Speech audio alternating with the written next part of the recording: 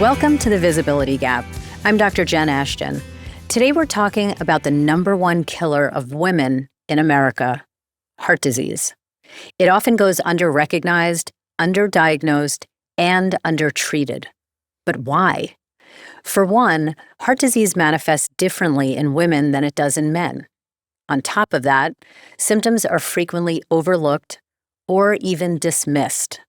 In today's episode, we aim to equip everyone, not just women, with the vital knowledge to recognize this silent threat and take proactive steps toward heart health. Advocacy truly starts with understanding, and understanding can save lives. Heart disease has left its mark on countless lives, and this conversation is both a tribute to those affected and a beacon of hope, offering actionable insights that could protect so many others. So let's dive in. We'll talk to some experts to help us understand the emotional, physical, and overall systemic strain of this silent killer and what companies can do better. But let's start by talking to someone who's been impacted directly and personally. Please welcome Tiffany Storrs. Tiffany, thank you so much for being here to share your story. I've heard a lot of unbelievable stories about women and heart disease, but yours really jumped out at me.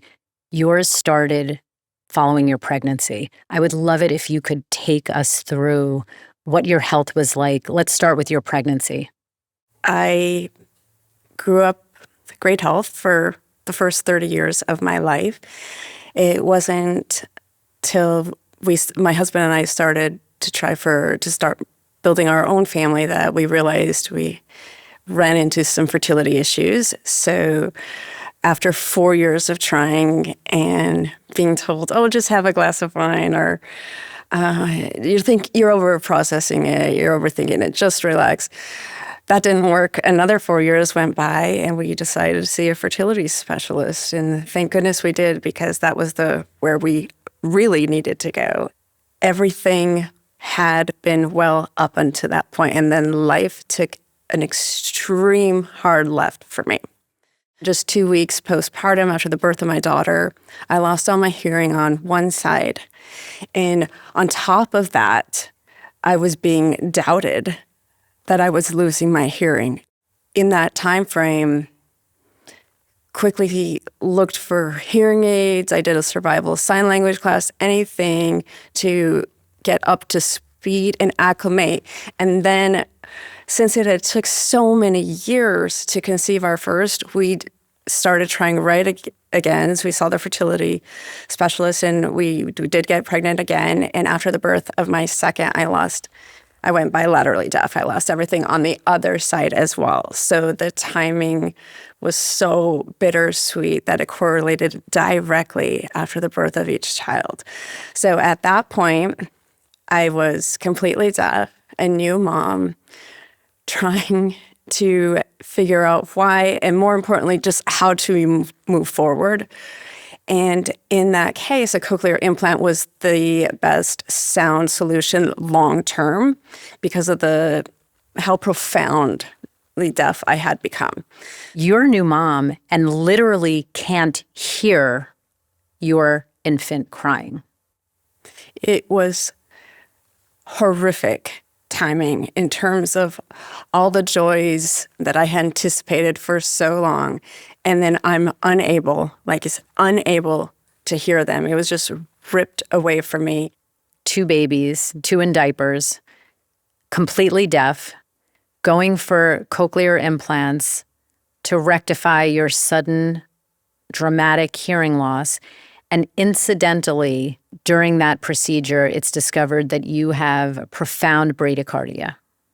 Which, as you know, is a very slow heart rate. At the time, resting heart rate 30. Wow. But for context, normal is 60 to 100. 60 to 100. Well-trained athletes can be in the low 50s. 30 is yes, a different category. And at the time, I was told it was attributed to my very active lifestyle, which I do indeed have. I work out almost every day. And yes, I like to consider myself healthy and fit. And then Dr. Jin, I also had to qualify that because at the point, the first cardiologist was saying, you've got a Lance Armstrong heart. That's great. You're doing really well. You look great. It's fine if you're Lance Armstrong and winning 6 Tour de France's. I didn't feel like Lance Armstrong. I felt like I was living with the flu every day. I was tired. So you were symptomatic. You were having symptoms, which is important. So you're diagnosed with this heart condition, this arrhythmia. Yes. What comes next? And I'm told to go home, that I look very healthy, that I've got this great Lance Armstrong heart, go right again. Except it got progressive. The bradycardia worsened. And I insisted that I wasn't feeling right. I really wasn't. I went and got a second opinion, and I'm grateful I did. I did Holter monitoring, and that showed a little bit. The mishap with that form of testing is that it's very short-term. 2 weeks is not long enough, I feel, to make a long-term heart diagnosis. It didn't capture the information that was true to my heart and my heart's rhythm, at least not for me. Maybe other people have more success with it, but I was sent home again. Oh, it looks fine, just very low. And it was dipping into the 20s even at night. So resting 30, nocturnally 20s. And I was still complaining. I just felt so bad. I'm so tired at this point. This is now what period of time has elapsed from, for that you've been going through all this? About a year. And then, 1 year. Yes. Yes. So, and you said you feel you weren't taken so seriously by a lot of healthcare providers, that your symptoms were dismissed. Did you ever feel, maybe I'm making this up, maybe I'm going crazy? Did you ever have those desperate, frantic thoughts that the system that you thought exists to actually help support you was just not seeing you, was not hearing you, was not there for you? Absolutely, especially at first when I hadn't educated myself enough about the topic. But I was questioned by my cardiologist if everything was okay at home. Was I having any marital problems? That stress can trigger things. How's my electrolyte level? And behind the scenes, I was fading away. Literally.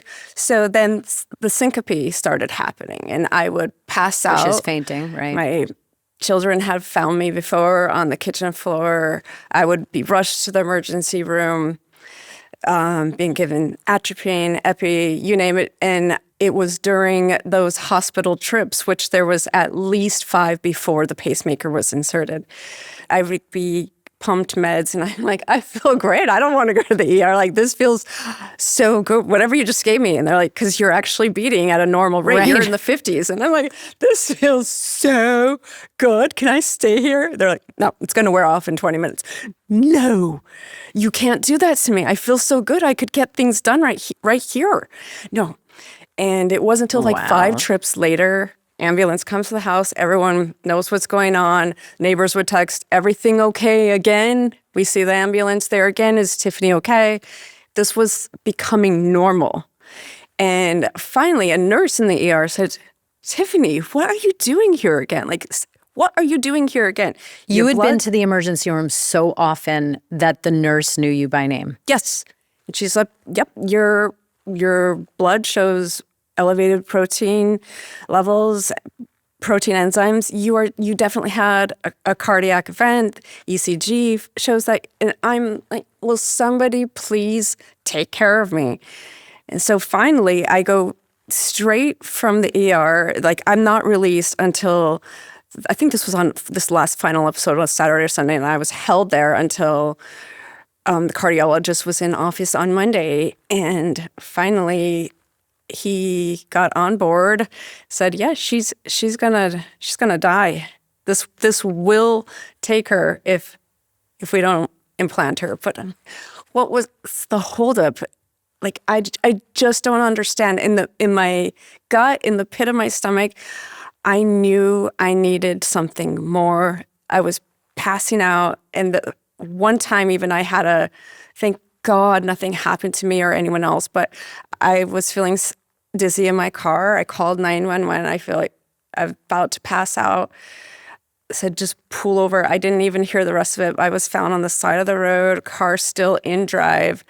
It was almost unbelievable to think that I had just been walking around like this, and I kept saying, like, you guys have the information. So finally, a surgical heart device was implanted in me like 1 month before pacemaker. It was designed to stay in for 3 years to get the big, big picture.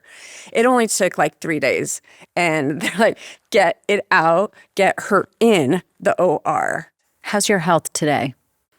My health is great. My health is great. I feel reborn.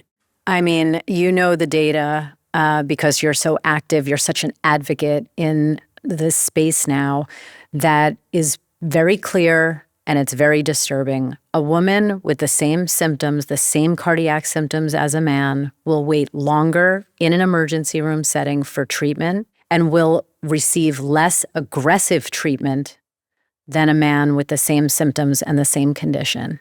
So the need for awareness, education, destigmatizing, advocacy, it could not be greater than it is right now. And I really want to applaud you for the work you're doing. Tiffany, thank you so much for sharing your story. I know that people learned so much on so many different levels from it. Your heart is beautiful, clearly. And I just really appreciate everything you're doing to increase awareness about women and heart disease in particular. Unbelievable story. Thank you. Thank you. What an incredibly powerful story. I mean, to help us make sense of what we've just heard, we have an incredibly amazing and esteemed expert panel joining us. Dr. Margaret Rutherford is a clinical psychologist with over 3 decades of experience specializing in treating individuals and couples for depression, anxiety, as well as relationship issues. She's the author of Perfectly Hidden Depression: How to Break Free from the Perfectionism That Masks Your Depression. Welcome, Margaret. Thank you so much. And Dr. Alana Biggers is an internal medicine physician and public health researcher dedicated to advancing health equity and improving chronic disease outcomes. She's an associate professor at the University of Illinois College of Medicine in Chicago and specializes in general internal medicine for adults, preventive health, chronic disease management, as well as women's health. Thank you so much, Alana, for being here. Thank you. Alana, you know this data as well as I do. When you talk about heart disease, men versus women outcomes, they are night and day different, and women are suffering and dying as a result of it. A woman with chest pain or signs of heart disease or a heart attack who presents to an emergency room takes longer to be seen. When diagnosed with a heart attack, gets less aggressive treatment than a man with the same diagnosis, and has a higher risk of death following a heart attack than a man. Why? Why? That's a big question. Why? Unfortunately, there is a history in medicine where there are gender biases. In terms of research, we're not in clinical trials. The FDA actually banned women from being in clinical trials who were of childbirthing age until 1993. So there is a lag behind in the research on women in general. So we just don't know. There's a lot of research out there that we just don't know. Can I ask the two of you what reason was given for that? Pregnancy concerns, medical legal concerns about pregnancy, but also it was, believe it or not, a relatively new diagnosis or discovery in science that women and men are different on a cellular level. Every single cell is different, man versus woman. So you can't say, well, this medication has been tested in men, therefore it must work in women, or this disease in men looks like this, so therefore it must look like the same in women. We know now that that's not true, and now we're playing catch up. Okay. But Alana, I want to ask you, it's not just about the gender gap. There's also big racial and ethnic disparities, Yes. particularly affecting women when it comes to heart disease. Yes, absolutely. There was a 2022 study that talked about women differences in heart disease, but they also noted there were differences in communities of color, in particular Black African American communities too. They're also less likely to get to the cath lab. They're more likely to wait in the waiting room. They're less likely to get the aggressive treatments too. So there are areas where we need to play, as you said, catch up. And it's not, we should be clear, it's not just that there's some judgmental healthcare providers, researchers, or clinicians failing to recognize heart disease in women. That may be the case, but it's also, even amongst women doctors, there is just an intrinsic level of bias and disparate treatment that men and women get when it comes to heart disease. And on a pathologic level, the disease is different. So, as Alana and I know, the clogged coronary artery is largely what causes heart attacks in men. That's not the case. It's not the same pathology in women. So women can have relatively clean or clear coronary arteries and still have symptoms of ischemia or heart attack. So it's really, it's the same organ, but we have to almost look at it like a completely different illness when you're talking about women versus men. But Margaret, I want to ask your opinion on something that Tiffany said, which I thought was so powerful. When she was asked, as she was having repetitive symptoms, is everything okay at home? Are you, maybe you're anxious, maybe when I heard that. I mean, first of all, good to ask, Yeah. right? That's important to Absolutely. ask. But I almost got the feeling that it was the default assumption. Like you need attention. Yeah. You come to the ER for attention. I understand that, pat you on the knee kind of thing. And it is, it's egregious. I mean, I agree with you for someone to say, I want to make sure that, if this would be the place to tell me if you're being abused in some way or if you are, if you're important. up against circumstances that are overwhelming at home, maybe that's playing out in your physical being. But at the same time, I'm not a medical doctor, and from what she was saying, it's so striking to me that she was ignored. I want to ask you about another concept of multiple truths, which is she got a diagnosis, so she knew it was real, but the subsequent anxiety or fear that comes along with a diagnosis, while at the same time also she expressed relief. Oh, finally, I've been validated. I have a diagnosis.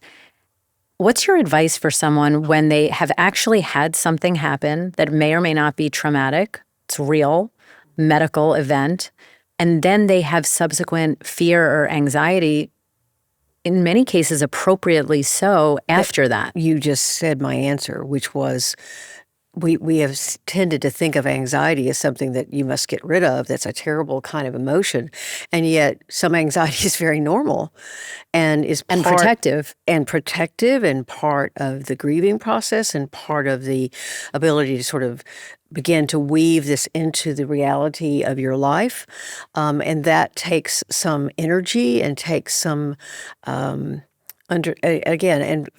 challenging that anxiety and said, okay, so now you're a part of my life. How can I use the term before, regulate you rather than you overwhelming me? Yeah. So journaling, talking to friends about it, joining support groups, all that kind of thing can be very helpful because you realize other people are just as anxious as I am.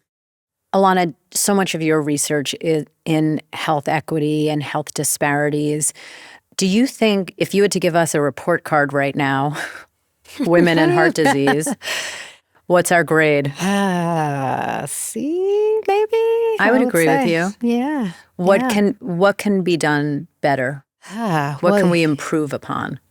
Listening. I would say that. I'm in the academic institution, so teaching our residents, teaching our students, and we have some very savvy younger doctors that are coming into it. So I think they get it more. Honestly, they see the biases, they understand, and they're going in and they're trying to break down barriers. And I'm not saying anything against our training, but we weren't trained that way, right? So there's some type of professional development that people in my generation and older need in that regard. So there are people who get it, and unfortunately there are people who not necessarily, they don't get it. So raising awareness in that group and is helpful, like the Go Red for Women campaign too. Yeah. By the way, this was a coincidence that I was wearing this. But you're right. Go Red for Women has done an incredible job in increasing awareness.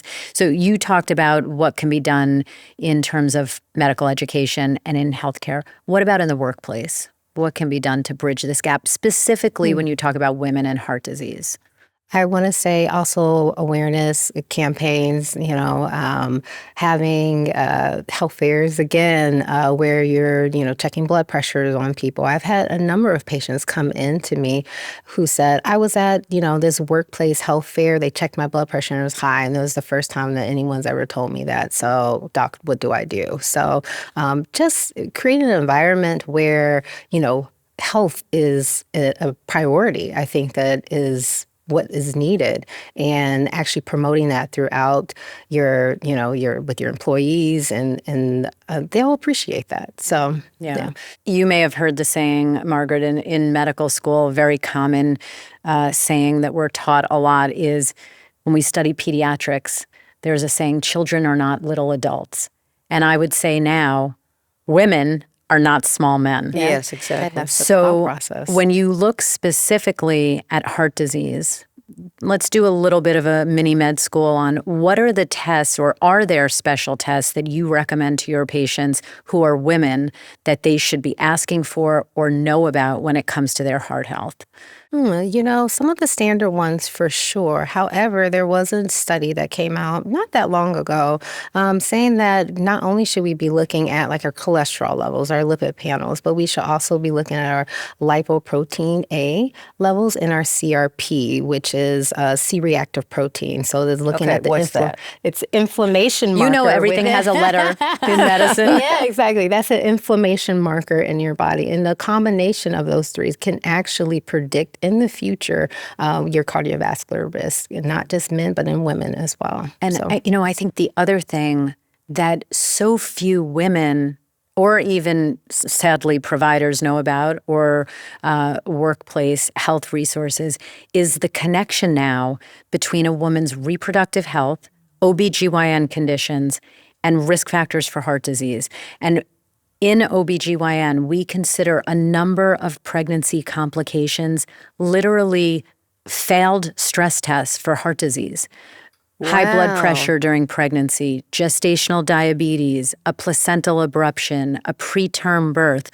All of those things are usually siloed, right? Because you have young, generally healthy women who may be seeing their healthcare provider, their OBGYN, their midwife, who just is thinking pregnancy, pregnancy, pregnancy, and they don't think 5, 10, 20 years down the road. Those pregnancy complications are risk factors for heart disease at an earlier age as well as in the future, as well as some GYN conditions like polycystic ovarian syndrome, metabolic syndrome. So I think, from my specialty, OBGYN, one hand has to talk to the other. And we have to stop waiting for women to become statistics and become much more proactive. And we know the statistics, not to be grim. 1 out of 3 women will become a statistic for heart disease. There are 3 of us sitting here. I have heart disease, so there you go. Yeah. And by the way, everyone thinks it won't be them. Yeah. Everyone thinks, well, not me. But the good news is 80% of heart disease is preventable But as you say, it starts with that awareness, which is so important. I think you bring up such an interesting point that I'll just give you a quick example. I went to my last cardiology appointment and I had interviewed someone that was a hormone replacement, bioidentical hormone replacement specialist. And I was asking him some questions about it. And he looked at me and he goes, "Oh, we leave hormones up to the OB-GYNs." And I thought, Wrong answer. what? And so, I do think I love that in my part of the country, one of the members of the Walton family has started this medical school that's going to be holistic, that's not going to be so siloed, or at least that's the promise, and the training will be different. And I do, again, I'm not in your profession, but I think it's such a good direction to go. And let's include mental health in there. How about that? That would be what a novel concept. Yeah, isn't it though? That would be amazing.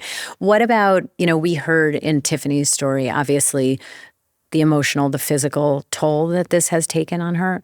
There's a real financial toll to individuals, to women in particular, both in the workforce and in their family unit, medical bills, lost days of work, sick time, et cetera, et cetera.